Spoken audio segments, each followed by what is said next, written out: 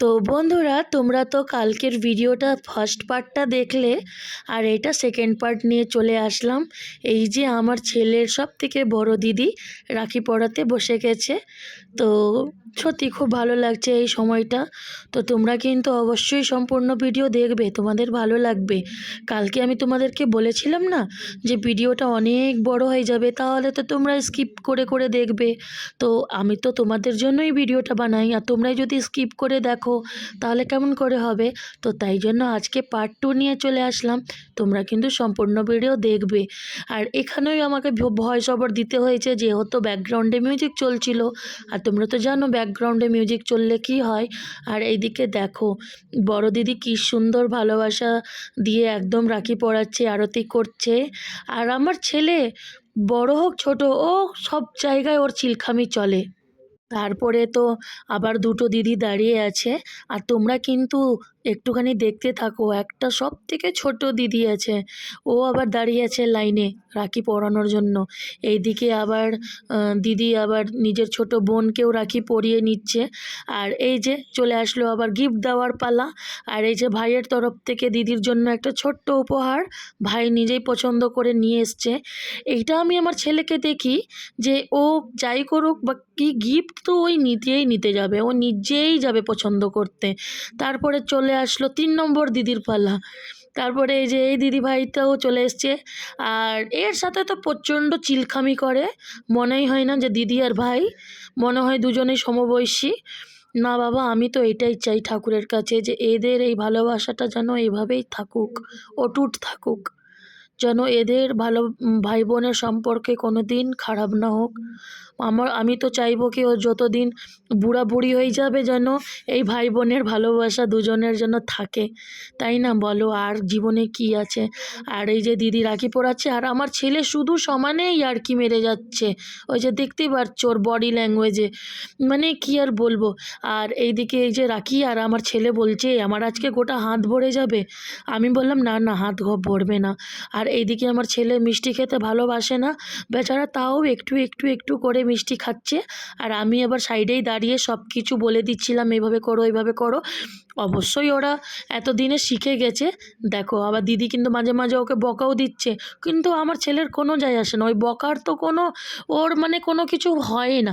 মিষ্টি খাওয়াতে গিয়ে এই যে ইঁদুরের পিঁপড়ের মতন কামড়াচ্ছে, ওর মিষ্টি জিনিস দেখলেই অ্যালার্জি।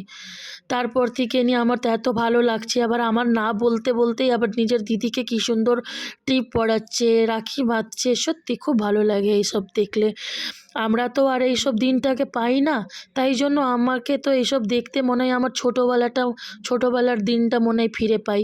তো এই যে এরকম প্রণাম করার পালা, এই যে আবার প্রণাম করতে কষ্ট, ওর কোমরে ব্যথা, মানে দেখছো দিদি ঠকিয়ে প্রণাম করিয়ে নিচ্ছে। সত্যি খুব ভালো লাগছে। যে আবার গিফট সেরিমানি পালা দেওয়া, তো সবারই এইটুকুটা থাকে যে গিফট একটা, আমরাও করেছি ছোটোবেলায় এরকম। আর এই যে দেখো চলে এসছে সব থেকে ছোট দিদি। অ্যাড আমার তো মানে কি বলবো, মানে 3 মাসের দিদিটা বড়। তো আমি বলেছি দিদি বলতে, বলে না, আমি তো ওর নিজের দিদিকেই দিদি বলে না।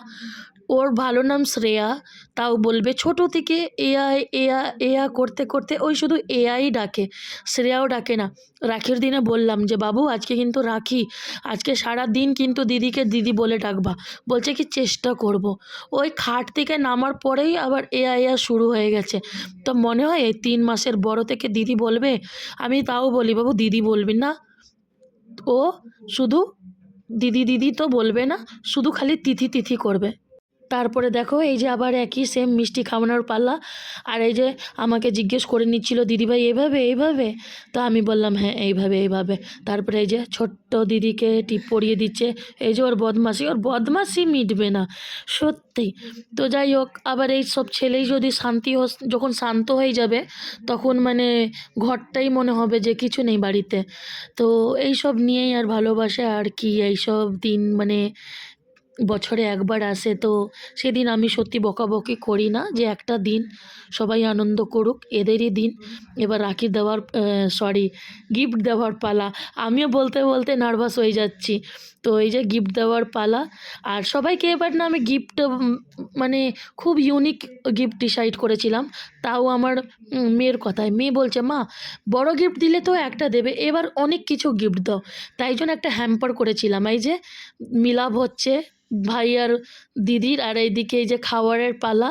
তো এখানেও ব্যাকগ্রাউন্ড মিউজিক চলছিল, বক্সে গান চলছিল, তাই জন্য আমি আর ইয়ে করিনি। আর নিরামিষ ছিল স্যাটারডে, তাই জন্য আমি ডাল পুরি করেছিলাম নিজের হাতে, চানা আলুর তরকারি, মিষ্টি। রাখি পূর্ণিমা দিনে তো ছিল স্যাটারডে দিনে তো তোমরা দেখলেই আমি নিরামিষ করেছিলাম।